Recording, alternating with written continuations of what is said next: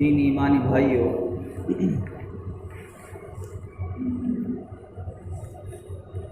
ہمیں سب کو معلوم ہونا چاہیے کہ ہمارا اسلامی سال کب سے شروع ہوتا ہے، کب ختم ہوتا ہے، مہینے کیا کیا ہیں،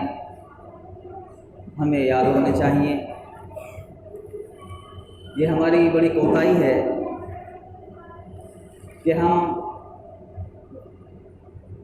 غیروں کی تاریخ یاد رکھتے ہیں، مہینے یاد رکھتے ہیں،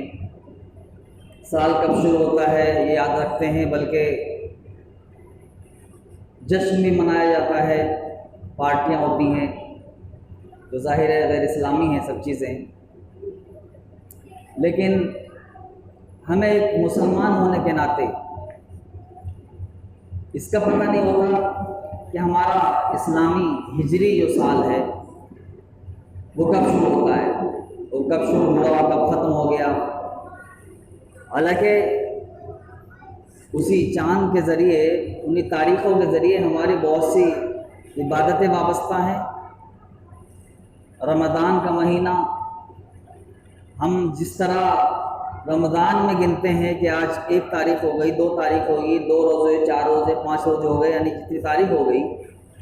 اور ایام میں اور دنوں میں ہم اس کی طرف توجہ نہیں دیتے، حالانکہ ہمیں دینا چاہیے۔ ہم اس وقت جو گزر رہے ہیں وہ ہجری اور سالانہ اور ہجری سال، اسلامی سال وہ 1442 چل رہا ہے اور اپنے اختتام پر ہے۔ اس کا آخری مہینہ ذی الحج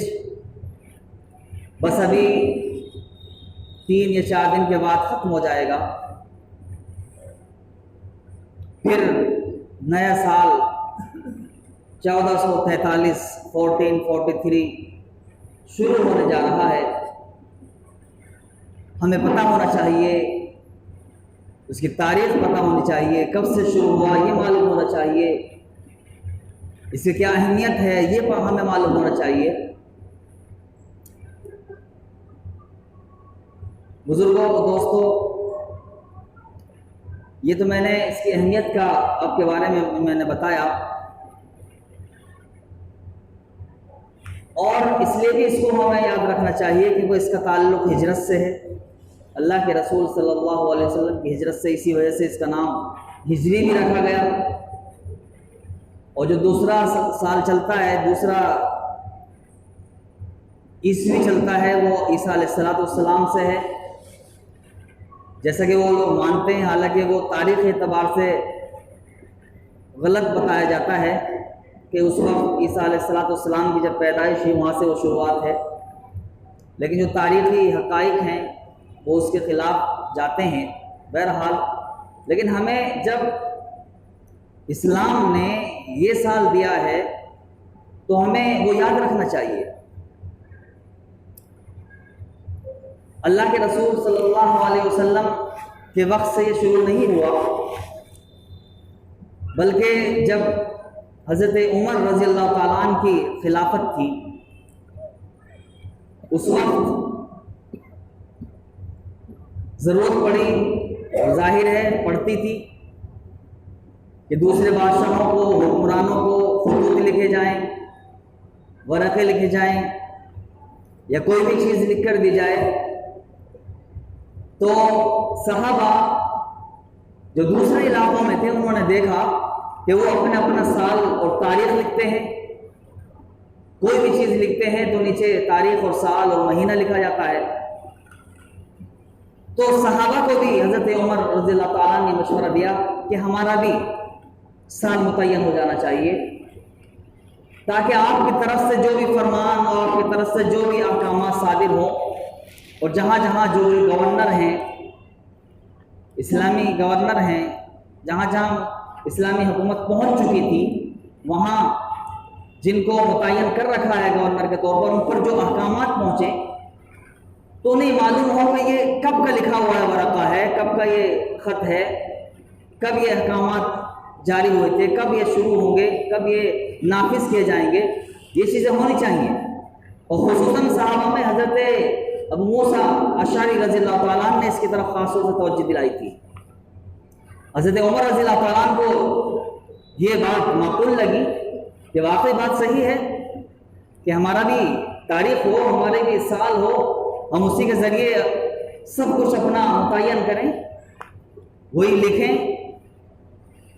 لہذا صحابہ سے مشورہ کیا کہ ہمارا یہ سال کب سے مانا جائے،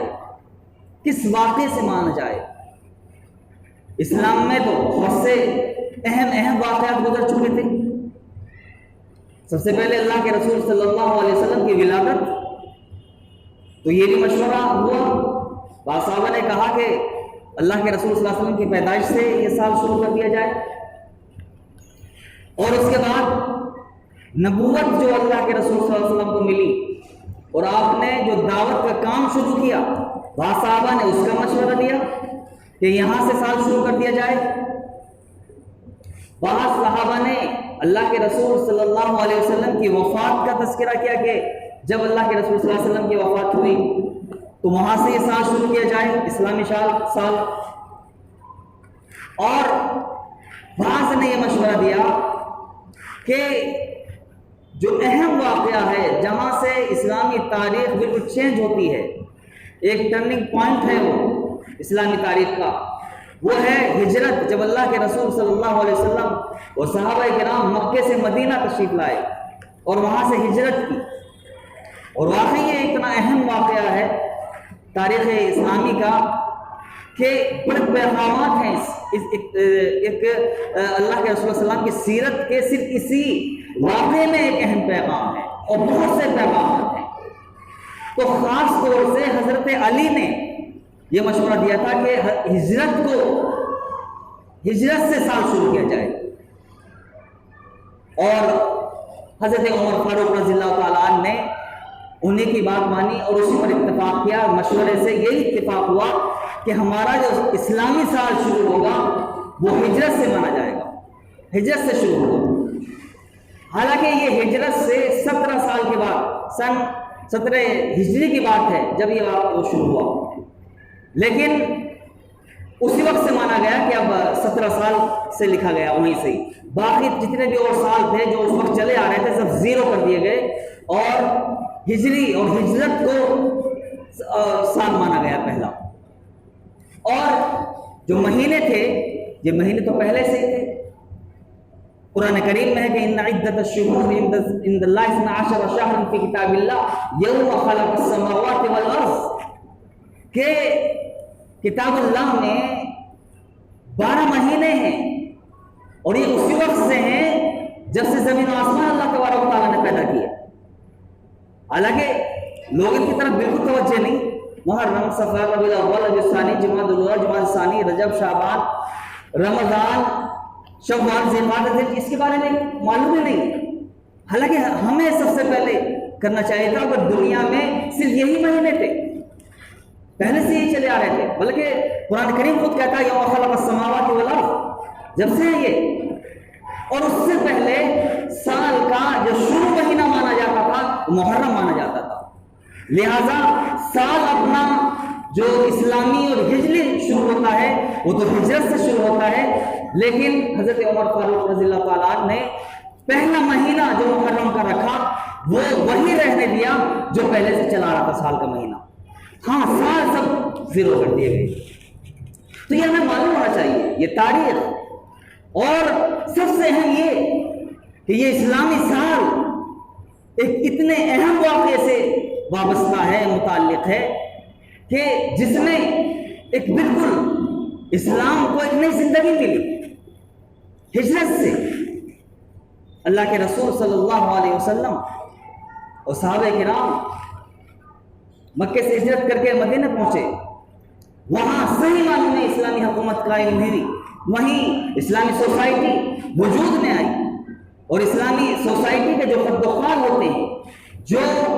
اس کی خصوصیات ہوتی ہیں، وہاں پنپی، اور لوگوں نے دیکھا کہ یہ ہے اصل اسلامی معاشرہ اور اسلامی سوسائٹی۔ تو وہ ایک اہم چیز، جب بھی یہ سال آتا ہے ہونا چاہیے، اور جو جانتے ہیں ان کے سامنے وہ ذہن، وہ تاریخ کے وہ واقعات سامنے آ جاتے ہیں، وہ اللہ کے رسول صلی اللہ علیہ وسلم کے سیرت کے وہ واقعات سامنے آ جاتے ہیں، وہ مکے میں جس کی وجہ سے آپ نے ہجرت کی، وہ پریشانیاں، وہ مشکلات، وہ صحابہ کی اور اللہ کے رسول صلی اللہ علیہ وسلم کی وہ قربانیاں ہماری آنکھوں کے سامنے آ جاتی ہیں اور آنکھوں کے سامنے ہمیں آنی چاہیے۔ وہ حضرت بلال رضی اللہ تعالیٰ عنہ کا تپتی ریت میں لٹا جانا اور اوپر سے گرم پتھر رکھ دینا تو ہمیں یاد دلاتا ہے، وہ حضرت خباب بن عرب کو انگاروں پر لٹانا یہ سال ہمیں یاد دلاتا ہے، وہ اللہ کے رسول صلی اللہ علیہ وسلم کی گردن میں